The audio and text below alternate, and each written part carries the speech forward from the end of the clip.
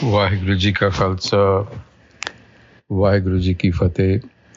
Welcome to this segment of Coach Gurbani's a-sabad-a-day. Our recitation is the third sabad in the rag Asa, compositions of Bhagat Namdev Ji. And in this passage, Namdev Ji is talking about the relationship between language and the mind, the kind of narrative that we form, which eventually conditions our worldview.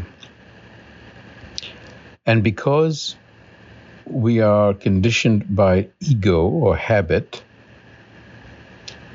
we are, in fact, living with the news of death around us, fear of death. And so the issue becomes, how do we change the narrative so that we can cut this news? Namdev Ji says, Man Mero Gaj, Jehba Meri Kati. So the literal meaning would be that Gaj is a yardstick. So Man Mero Gaj, my mind is the yardstick. My mind is the measure of everything. Jehba Meri Kati, my tongue is the implementing tool because it is the organ of speech. So the words that are implemented because of its connection with the mind. The mind measures, the mind throws up thoughts, and the tongue creates the narrative. And he says, Mappa mappa karton jam ki fasi.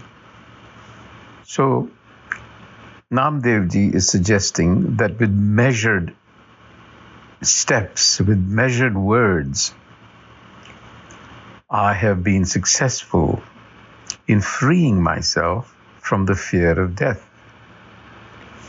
So this is a very interesting verse because the words man, gaj, jehba have multiple connotations. For instance, man comes from the root for sabda, which means sound, perception, knowledge.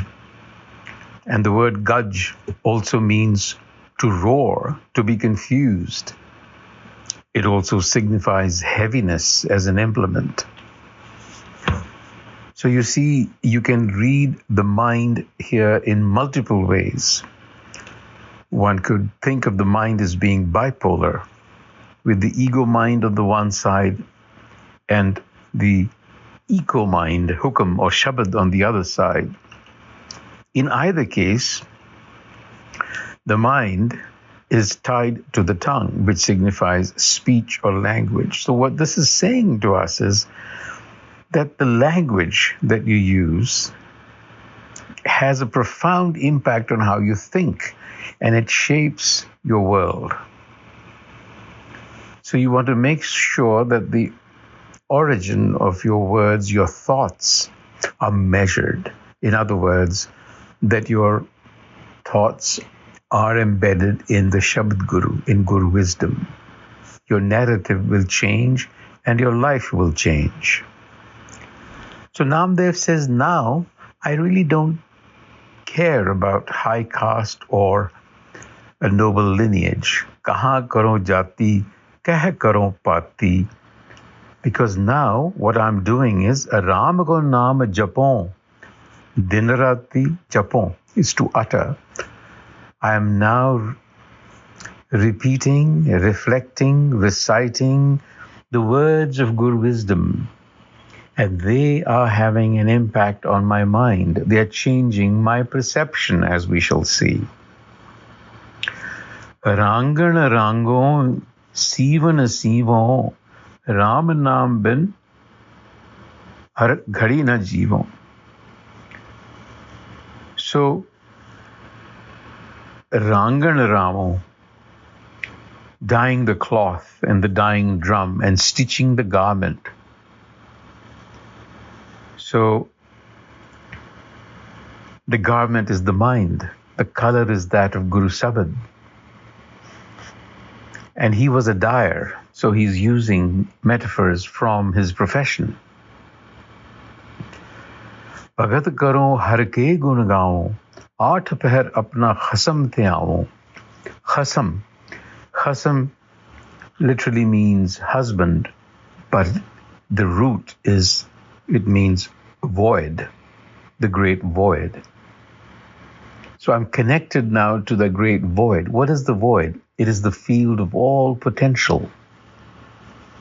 So he's saying with devotion, Hari ke gun gaun, I'm cultivating the virtues that are present in the Har self, which is in everyone. Har ke gun gaun, the Har in me and the Har in you.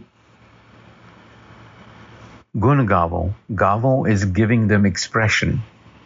Art of her apna khasam te aavo, meaning my mind is centered in that field of all potential, that void called khasam, where everything is possible.